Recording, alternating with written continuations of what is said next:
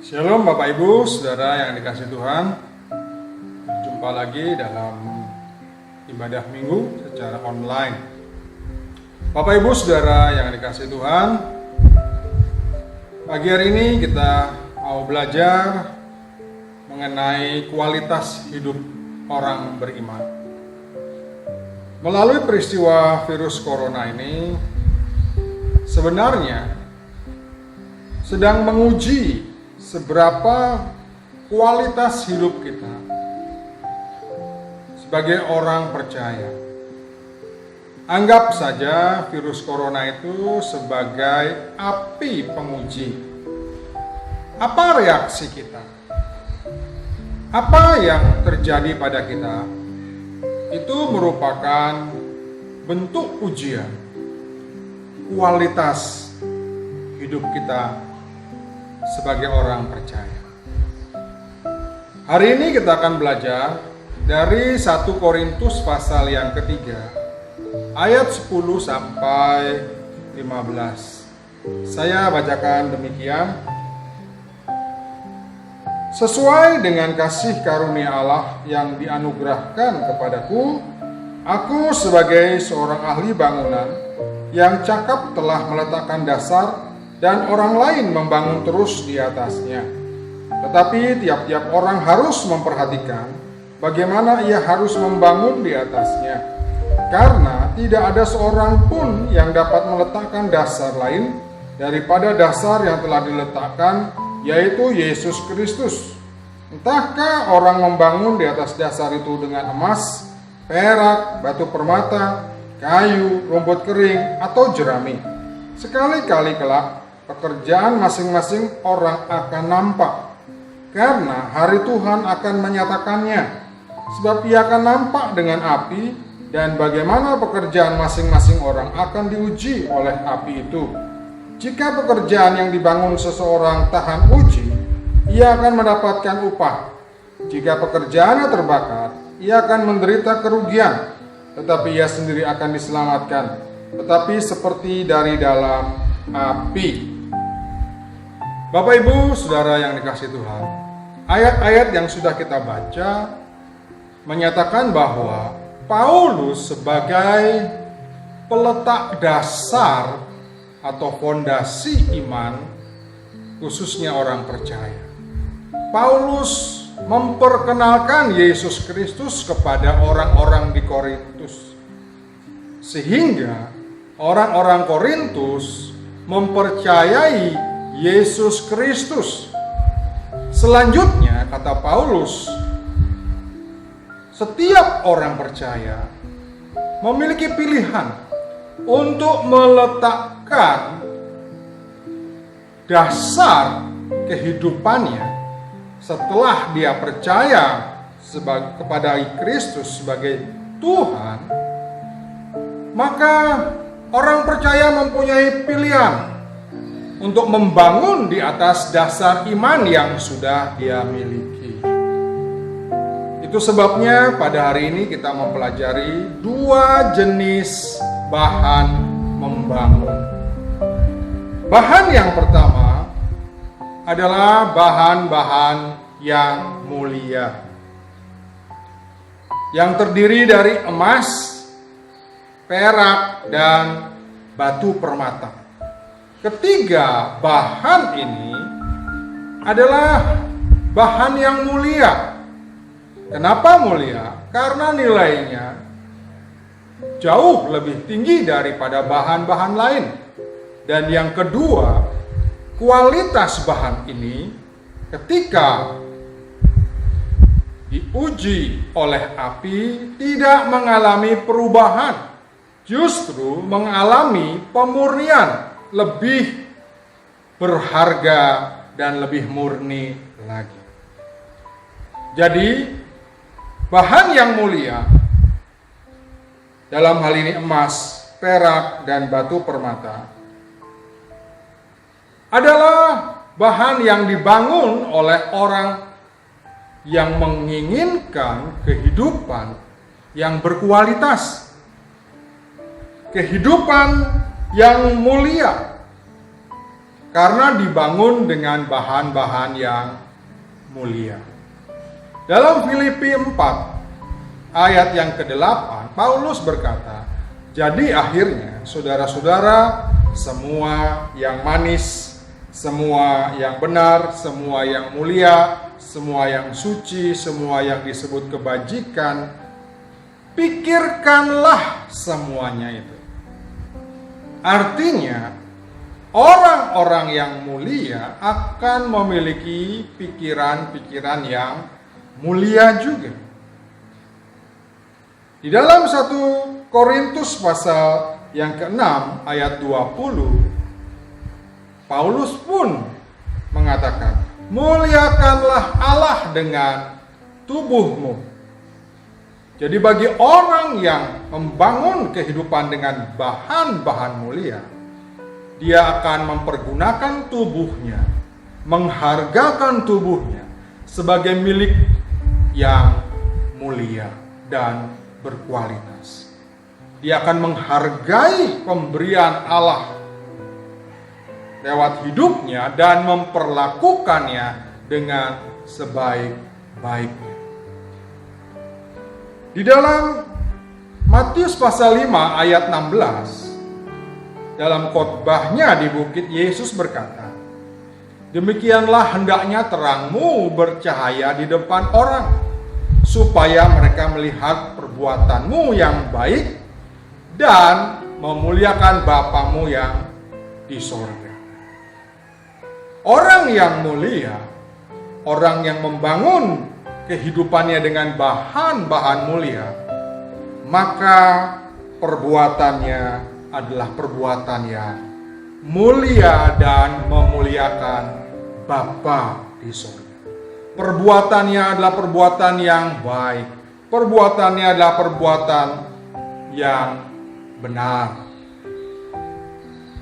Dan dalam Ibrani pasal yang ke-13 ayat yang ke-15, firman Tuhan mengatakan, "Ucapan bibir yang memuliakan namanya." Ucapan bibir yang memuliakan namanya. Berarti orang yang membangun hidupnya dengan bahan-bahan yang mulia dan berkualitas tinggi, perkataannya adalah perkataan yang mulia. Jadi, bahan yang mulia di mana orang itu membangun akan menghasilkan hidup yang mulia, dari pikiran-pikiran yang mulia, dari sikap tubuh yang mulia, dari perbuatan baik yang memuliakan Bapa di surga, dan dari ucapan-ucapan atau perkataan-perkataan yang mulia. Kalau kita melihat, ada beberapa contoh dalam Alkitab bagaimana orang yang berkualitas karena dibangun dengan bahan-bahan yang mulia. Di dalam Daniel pasal yang ketiga ayat 17 dan 18 tersebutlah 3 nama di sana. 3 anak muda yang berbeda dengan kebanyakan orang-orang Israel. Mereka adalah Sadrah, Meshach, dan Abednego. Pada waktu Nebukadnezar, raja yang paling berkuasa di Babel, membangun patung emas di dataran Dura, semua orang, tidak terkecuali orang Israel, harus sujud menyembah dan memuja patung itu. Di tengah-tengah orang banyak sujud dan menyembah, ternyata 3 orang ini tampil dengan tetap berdiri tegak. Mereka dipanggil oleh Raja Nebukadnezar. Dan apa jawaban ketiga anak muda ini? "Tuanku, ketahuilah, seandainya Tuhan Allah yang kami puja tidak sanggup melepaskan kami tidak akan memuja dan menyembah dewa dan patung yang Tuhan punya. Bapak Ibu yang dikasih Tuhan, banyak dari kita tahu kisah cerita ini. Pada akhirnya Sadrak, Mesak, dan Abednego dibawa kepada dapur api yang dipanaskan 7 kali lipat. Dalam kegeraman dan amarah, dalam kemurkaan yang bernyala-nyala, Nebukadnezar menghukum 3 anak dengan memasukkan dalam dapur api. Apa yang ternyata terjadi, Bapak Ibu Saudara? Sadrak, Mesak, dan Abednego tidak hangus terbakar. Bahkan rambut di kepalanya pun tidak berbau asap karena kebakaran. Justru mereka bercakap-cakap dengan malaikat Tuhan di dapur api tersebut. Apa yang kita perhatikan dan kita ambil makna dari cerita Sadrak, Mesak, dan Abednego? Mereka adalah contoh orang yang membangun kehidupannya dengan bahan-bahan yang tahan terhadap api pencobaan. Mereka bukan membangun dengan barang-barang atau bahan-bahan yang mudah terbakar, tapi semakin api menerpa, membakar kehidupan mereka, justru mereka tidak hangus terbakar karena mereka adalah pribadi-pribadi yang berkomitmen untuk membangun hidupnya dengan bahan-bahan yang mulia, dengan kualitas emas, perak, ataukah batu permata. Contoh berikutnya, mereka yang membangun hidupnya dengan bahan yang mulia sudah kita tahu bersama dari kisah Ayub. Dalam 1 hari, Ayub telah kehilangan banyak hal. Mulai dari anak-anaknya meninggal, 10 anaknya telah meninggal. Ternak yang merupakan harta kekayaannya juga dirampas dan dirampok orang. Istrinya yang seharusnya mendukung dan mensupport sebagai seorang penolong akhirnya meninggalkan Ayub. Ayub pun sendiri terkena penyakit kulit dari ujung kepala sampai ujung kaki. Apa reaksi Ayub? Walaupun dia dipersalahkan dan dihakimi oleh sahabat-sahabatnya, tetapi Ayub berkata demikian, karena ia tahu jalan hidup. Seandainya ia menguji aku akan timbul seperti emas. Ayub tahu dia sedang diuji, tetapi reaksi dari Ayub ini adalah dia tidak terbakar hangus oleh api ujian itu. Dia berkualitas emas.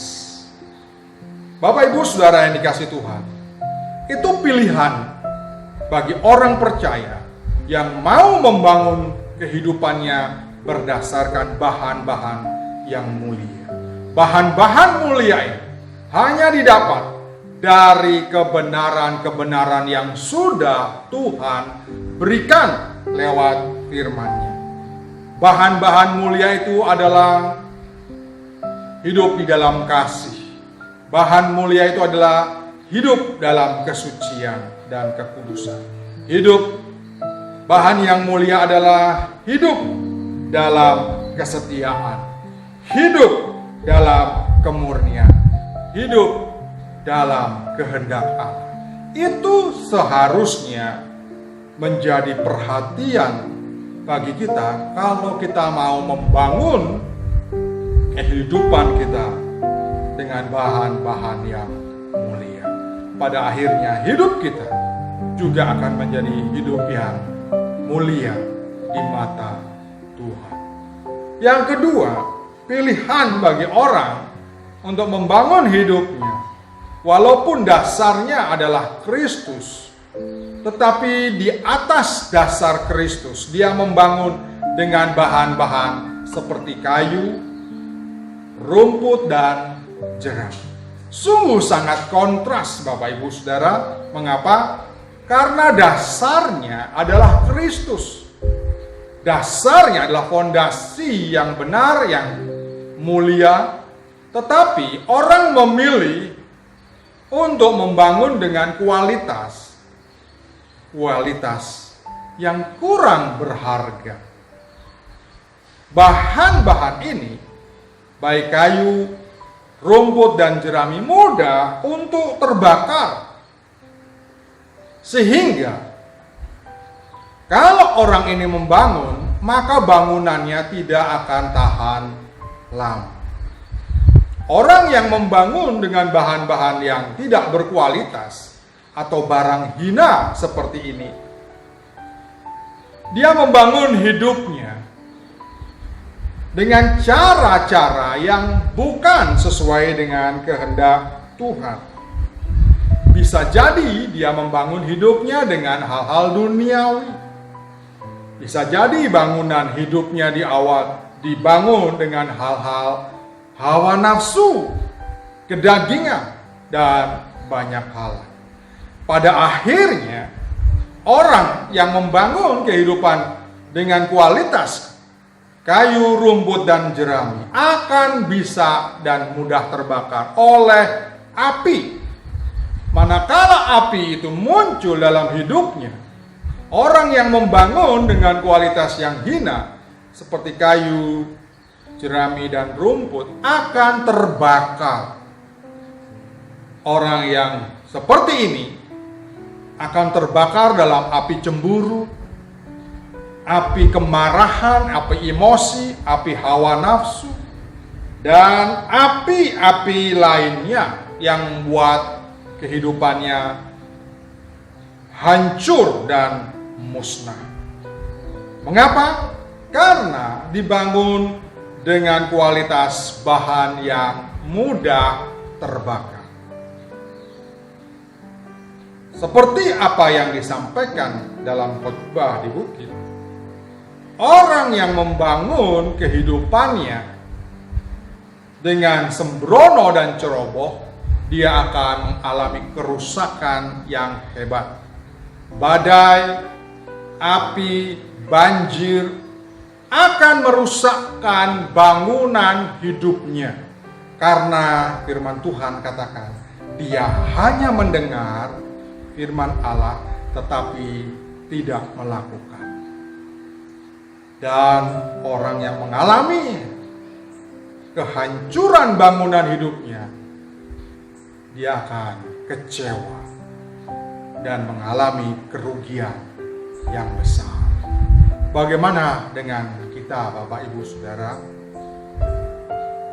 Kita punya pilihan untuk membangun kehidupan kita dengan bahan-bahan perak, emas, dan batu permata, bahan-bahan yang mulia, bahan-bahan yang tidak bisa terbakar, ataukah kita membangun hidup kita dengan barang-barang yang hina, kayu, rumput, dan jerami, barang-barang yang mudah terbakar. Tuhan menghendaki saudara dan saya supaya kita membangun dengan bahan-bahan yang berkualitas, sebab dasar dan fondasi bangunan kita bukanlah dasar yang mudah, murah, dan hina.